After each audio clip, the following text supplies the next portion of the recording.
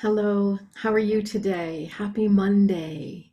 Here we are, the 28th of September 2020, and I would like to share with you all an in-depth look at what is influencing us for this next week or so, and with what our potentials are, our obstacles, and our intellectual and emotional, and even our spiritual energies. So this week, in a nutshell, we have right now we are needing to find inner strength and stop believing that we're faint of heart in any tiny way. And regarding how we respond to others around us, we need to get a hold of our resistance and where we are kind of digging our heels in. And in terms of our outlook, our mindset, we need to really get back to nurturing our intuition, our sense of our heartful sensitivity. So I'm Laurie Anne King, and I am a psychic medium and an intuitive coach. I'm also a portrait photographer, and I offer a really special kind of journey portrait experience. Today's psychic forecast is really for those of you, and you wouldn't be listening otherwise, that are really craving some information that will allow you to kind of move through this next period of time with a bit more foresight, a bit more self-connection, and, kind of armed armed in the right way to address any challenges that are put before you.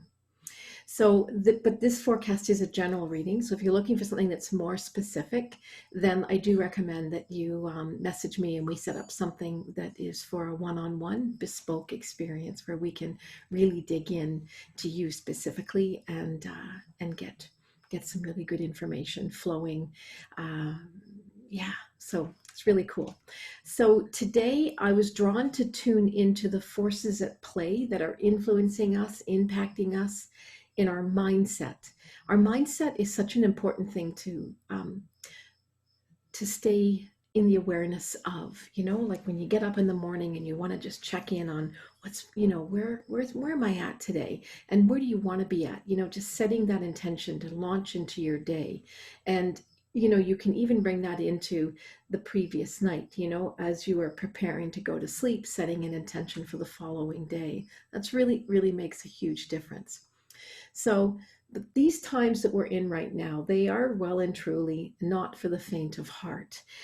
But we can purge that mindset and still move through this interesting, challenging, tough chapter in history, because it pales to the experience of, people that are in long-standing political and social and religious war and upheaval, or the experiences of our ancestors that went through, horrific warring experiences. I recall my mom sharing stories of being a child growing up in England during World War II and having to carry a very heavy gas mask in a bag on her back to school every day and back. And what does that do to a child's mindset?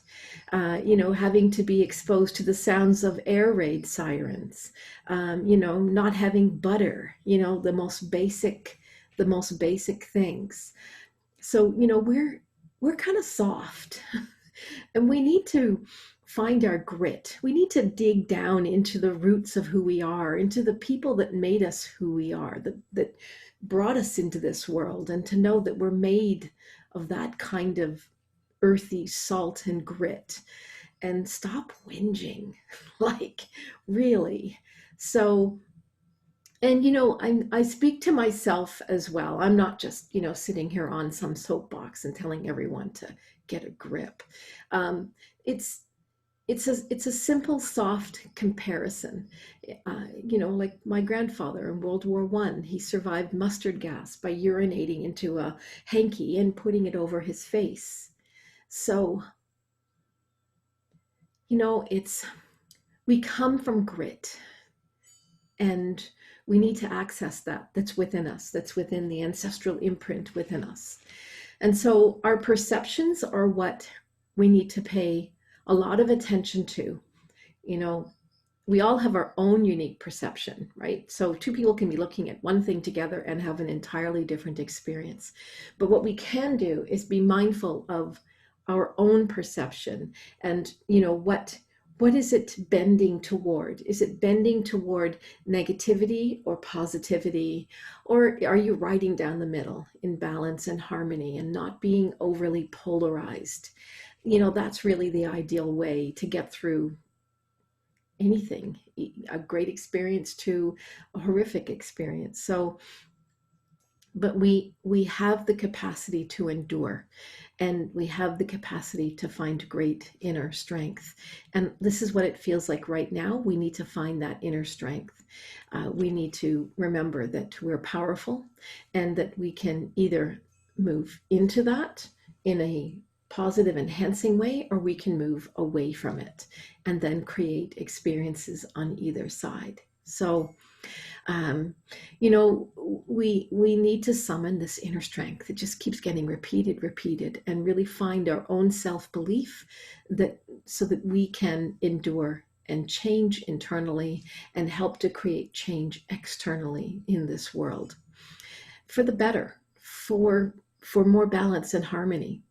This is a chapter, a phase, and it's always darkest before the dawn. So the next thing that I want to check in on is really a connection to our physical material world, the quality of that connection. And, you know, the first thing that I have here is an interesting metaphor of, you know, just picture, like a fan that you would turn on to, move air and, keep the space with a nice airy feeling in it. And then imagine a great wind coming along and blowing the fan over while the fan is still running. So to me, this is about that we have an excess of wind. We're creating it, and then we've got natural wind. And so an excess of wind is like, we've got too much going on. We've got too much to say. We've got too much, we're just blowing hot air around. And so we need to like turn the fan off, and find shelter from all of the wind that's going on around, from social media to the news to what other people are saying while you're lined up at Costco for half an hour. It's just like, it's just all wind, and we need to kind of shelter from it and hold our own autonomy. And especially in our relationship to the physical material world, right? There's always, reports of this trend and that trend, and this is this financial nightmare is about to happen, and the pandemic is about to get worse, and it's just all wind.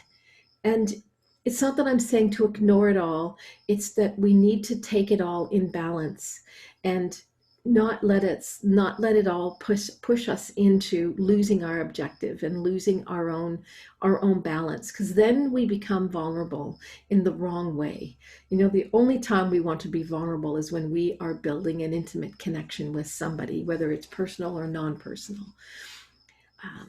So then I'm looking at the connection to how we are creating the narrative of our story individually and collectively. And there's just this feeling that, there's a doggedness that's going on, and that, we can do things the hard way, and that brings in this kind of like, like washing clothes on an old washboard and just washing really hard, or pushing your clothes onto a rock. And it's like it creates this kind of doggedness, and it creates an imbalance, right? We don't have to do it the hard way. And we need to catch ourselves doing everything in the hard way and bringing that kind of energy to it. And just relax and get soft, and really think of what you can do that requires the least amount of resources for the highest outcome. This idea of Wei Wu, and just just getting smart about it and changing that mindset, because that's affecting how we are creating the narrative of our life individually and collectively. And so just something else to be aware of, to catch yourself and make a nice little self-correction. So the next piece I have is the connection to our thoughts, our beliefs, our whole mental body. And, at this level, it just feels like we are relying excessively on our station in life, the way we show up. Perhaps it's an aspect of our career or our outer personality, and how we use that to kind of accomplish things, and how this just, again, it just feels like we need to make this shift in our mindset and just connect back into our authenticity, who we really are. Settle down and just relax into who you really are and show up as that. So just catch yourself wearing these outer, cloaks, and they're weighty, and they make life more difficult than it needs to be. So the next piece I'm looking at is our outer social emotional intelligence, and our inner emotional intelligence. And so I have a really interesting metaphor here. It's, imagine playing a record, right? For those of you that can remember that, playing a record on a record table, and, gently putting the stylus down at the beginning of the album into that solid groove just before the song starts, and it's a little diamond. So, that would be sort of the ideal way to sort of start the song of your day or the moment or an interaction, and just gently start it, and then start listening to the words, the communication, the song, the vibration, the tone. But it seems like what we're doing is we're dropping a big old toothbrush on top of that album, and it's just scratching. It's just scratching the album. It doesn't create a pleasant sound, and we can't make sense of it. And so, from the connection to how we are emotionally connecting to one another and to the world at large and to our community, we need to pull it back and get mindful and quiet and still and observe and listen and see how you can gently step into, that experience. Less force, more mindfulness. So it kind of sounds like we're all in a bit of a mess, doesn't it? Well, I think that's why I was really drawn to check in on what's influencing us this week, that's creating these kinds of kind of clunky feelings. So I wanted to check in on a different level that's more of on a spiritual identification level, that's a little bit of a higher up connection. And it's just looking at my notes here, and it's like we're in front of a big picture window, and we're not seeing out the window, we're seeing the reflection into the room. So it's like have you ever done that, where you look out a window and you're just seeing the reflection in instead of what's out? And it has to do with your juxtaposition to that window and to the light, and you have to almost get closer and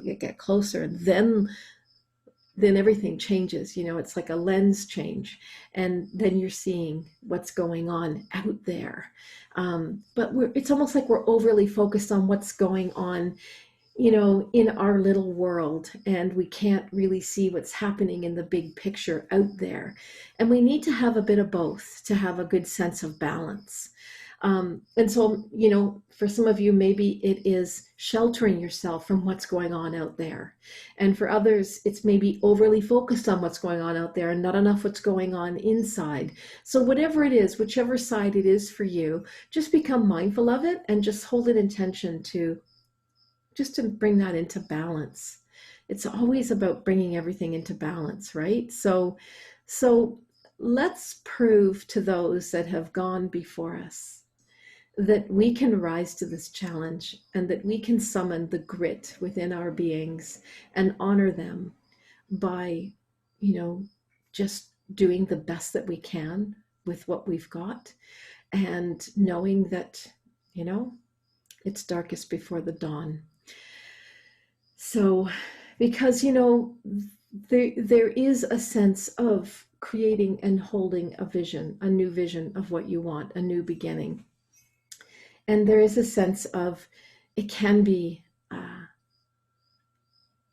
adventure, but in an adventure in a way that feels heart-centered and where we can, make dreams come true. So I feel like that's all I need to say. I'm just going to have a quick look at my notes, see if there's anything else that jumps up. So just our general attitude about everything needs to come into a better mindset that's more balanced, and to remember that, nothing is permanent. Everything is constantly changing. The nature is constantly changing. We're constantly changing. So nothing is constant. And this is a very tough, challenging time that we're in. So the next thing that I wanted to look at is just easing up on our expectations, on our we've become used to some pretty high standards, and we need to relax a bit around those standards. Otherwise, we just create unnecessary tension and conflict as we go about our day in this world. And so and I believe we can get that sort of self-correction from those that have gone before us, that have been through much harder times than what we're in right now. We're so soft. I keep saying that we've become so soft. It's ridiculous. So, and bringing that kind of stubbornness into, the world, and having our expectations not met in simple little ways or big ways it just adds to unnecessary hardness, to whoever might be on the receiving end of that mindset. So, in the nutshell, I just want to remind us to, retreat into our self-nurturing, intuitive, heart-centered connection, and let that be the compass that we set ourselves in the direction of. Yeah. So there you go. That's all I have for you today. Have a beautiful week, and don't forget to let me know how you're going. And I'd love to hear your comments. I love hearing your comments. And all right, you take care. Bye.